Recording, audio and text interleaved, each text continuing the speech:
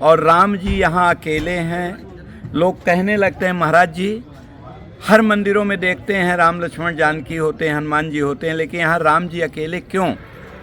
तो रामायण के और शास्त्रों के अनुसार फिर हमको बताना भी पड़ता है कि यूँ भगवान राम का 14 वर्ष का वनवास हुआ था, सभी जानते हैं। 11.5 साल राम जी ने चित्रकूट में निवास किया, सभी को जानते हैं। इसके बाद में देवता बड़े स्वार्थी होते थे। देवताओं के मन में आया कि इन्होंने संकल्प लिया था कि मैं पृथ्वी का भार उतारूंगा, राक्षसों का दमन करूंगा। और ये 11.5 साल चित्रकूट में संतों के बीच में जहाँ बैठ मुनिगण सहित नित सिया राम सुजान, कहीं कथा इतिहास की आगम निगम पुराण। ये तो राम जी को सब पता है। राम जी दूसरे दिन अपना चेंज कर दिए, उठाया आश्रम भाषण चल दिया, आगे बढ़ गए। तो सकल मुनिन के आश्रम जाए जाए सुख दिन। आश्रमों में जाने लगे। एक जगह रास्ते में पहाड़ दिखाई दिया सफ़ेद। तो संतों से पूछा राम जी ने कि ये सफ़ेद पहाड़ कैसा? संतों ने बताया निश्चर निकर सकल मुनि खाए, सुने रघुबीर नयन जल छाए। भगवान राम के नेत्रों में आंसू आ गए कि मेरे भक्तों के हड्डियों का यह ढेर है। मांस खून चूस करके और हड्डी फेंकते गए तो पहाड़ लग गया। भुजा उठा के प्रतिज्ञा किया, निश्चरहीन करऊँ मैं भुज उठाए प्रणकीन।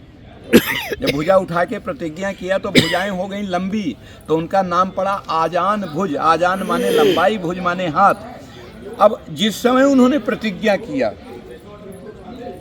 उसी समय का ये दृश्य है कि सामने से खर दूषण इत्यादि राक्षसों का समूह दिखाई दिया। तो राम जी ने लक्ष्मण से कहा कि जानकी मिथिला से अयोध्या, अयोध्या से चित्रकूट कभी राक्षसों को देखा ही नहीं है और ये भयभीत हो जाएंगी, इसलिए मेरी आज्ञा है कि तुम इनको किसी गुफा कंदरा में ले जाओ।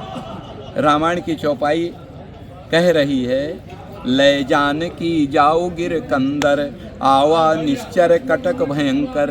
भयंकर कटक आ रहा है, इनको ले जाओ। उस समय राम जी की आज्ञा मान करके लक्ष्मण जी माता सीता को गुफा में ले गए। यहाँ राम जी अकेले बचे।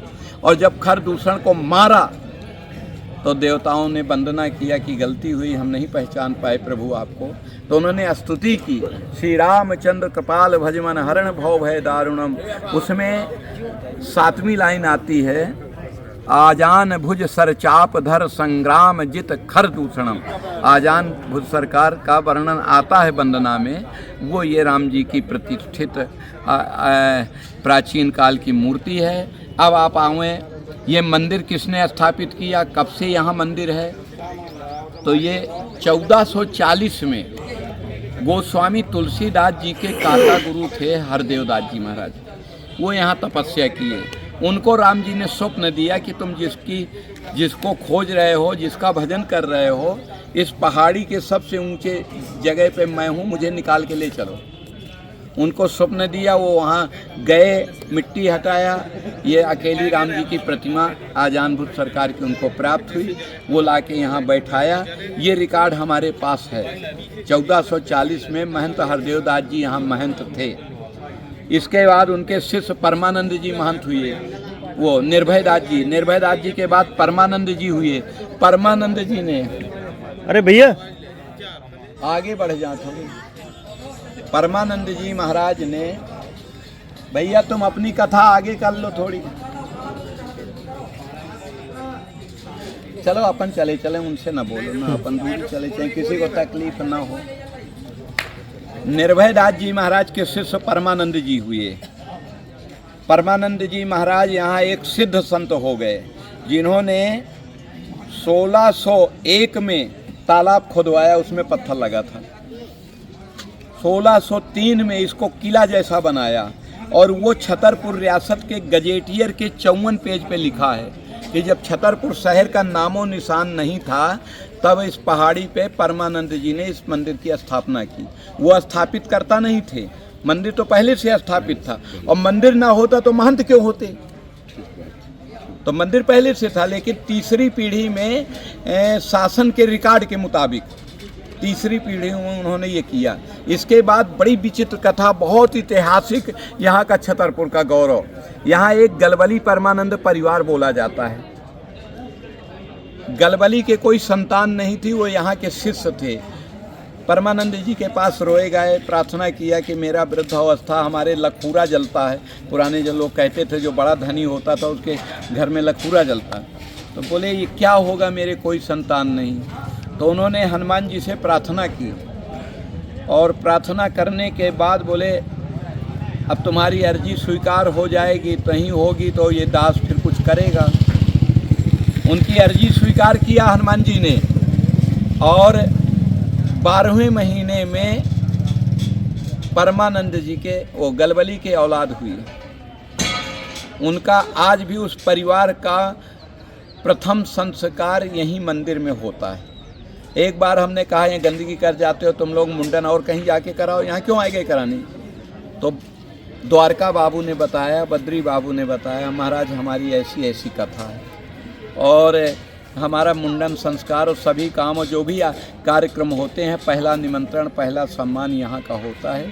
ये स्थान से हमारा वंश चला है। मैंने आपको बताया तो कि मैं निर्मोही अखाड़े से हूँ और 485 वर्ष निर्मोही अखाड़े ने रामलला का मुकदमा लड़ा और उनको एक पीड़ा थी। 17 बार जयपुर नरेश हमारे साथ आकर के हमारे पूर्वजों के साथ वहाँ लड़े।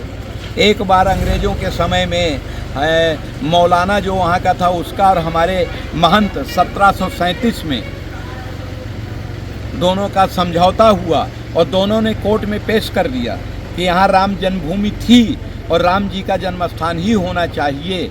ऐसी स्थिति पे उन अंग्रेज़ों ने राम जन्मभूमि परिषद पे हमारे संत को, जो वहाँ के महंत थे खेमदास जी का इमली के पेड़ में फांसी कर दी और उस फकीर को कुबेर टीला में फांसी कर दी। वो दोनों टीला वहाँ मौजूद थे। वो पूरा परिषद हमारा है।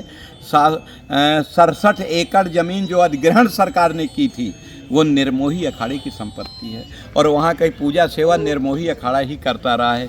ये मेरे कष्ट था कि अगर रामलला अयोध्या में राजा के रूप में अपने जन्म स्थान पर विराजमान होंगे तो मैं उस